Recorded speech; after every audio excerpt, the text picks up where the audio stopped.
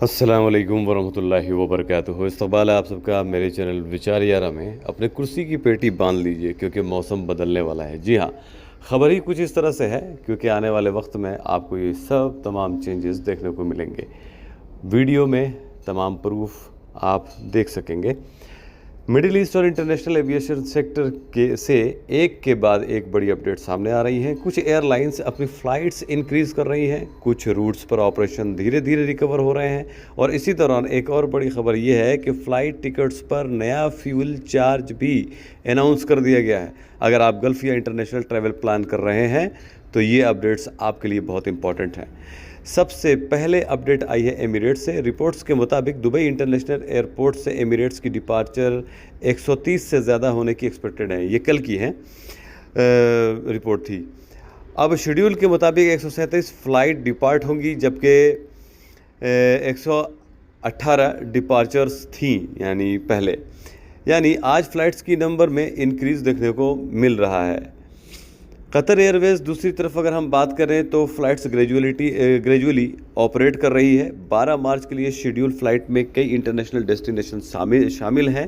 Paris, Seoul, Delhi, Rome, Dallas, Madrid, Athens, Toronto, Frankfurt, Jeddah, Hong Kong और London Heathrow शामिल हैं। इसके अलावा कुछ और फ्लाइट्स भी मेंशन की गई हैं जिसमें कायरो, बैंकॉक, मस्कत और कुआलालंपुर शामिल हैं। ये इन्फॉर्मेशन हमाद इंटरनेशनल एयरपोर्ट की वेबसाइट और कतर एयरवेज़ की फ़्लाइट स्टेटस पेज से क्रॉस चेक की गई है। एतिहाद एयरवेज़ ऑपरेशन के बारे में अगर बात करें तो रिपोर्ट्स के मुताबिक एतिहाद की ऑपरेशंस रिकवरी काफ़ी स्लो हो रही है।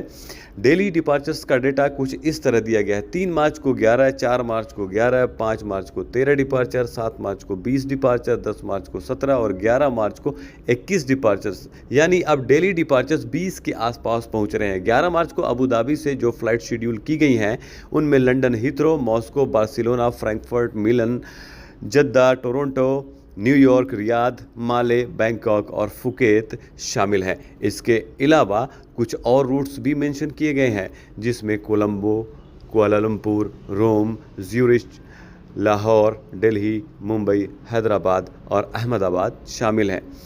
अब इसी दौरान एयर इंडिया ने भी एक इम्पॉर्टेंट अनाउंसमेंट की है। जी हाँ, आने वाले वक्त में ये बदलाव और आपकी पॉकेट पर बोझ बढ़ने वाला है, दोनों ही आपको देखने को मिलेगा। एयर इंडिया ने एविएशन टरबाइन फ्यूल यानी एटीएफ प्राइस बढ़ने की वजह से फ्यूल चार्ज इंप्लीमेंट करने का डिसीजन लिया है। ये सरचार्ज 12 मार्च से फेज्ड मैनर में अप्लाई होगा। अनाउंसमेंट के मुताबिक डोमेस्टिक फ़्लाइट्स पर सरचार्ज 400 से स्टार्ट होगा।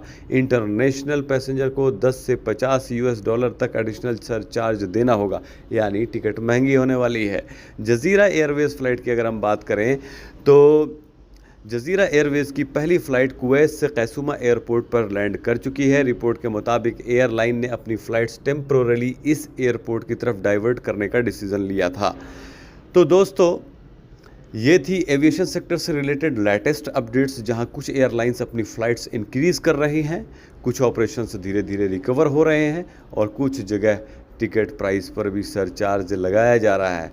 अगर आप गल्फ़ या इंटरनेशनल ट्रैवल प्लान कर रहे हैं तो अपनी एयरलाइन से लेटेस्ट फ़्लाइट स्टेटस ज़रूर चेक करें और ऐसी ही 100% ऑथेंटिक और वेरीफाइड न्यूज़ के लिए विचार यारा चैनल को सब्सक्राइब ज़रूर करें। मिलता हूँ फिर एक लेटेस्ट अपडेट के साथ, तब तक के लिए अस्सलाम वालेकुम, दुआ में याद रखें।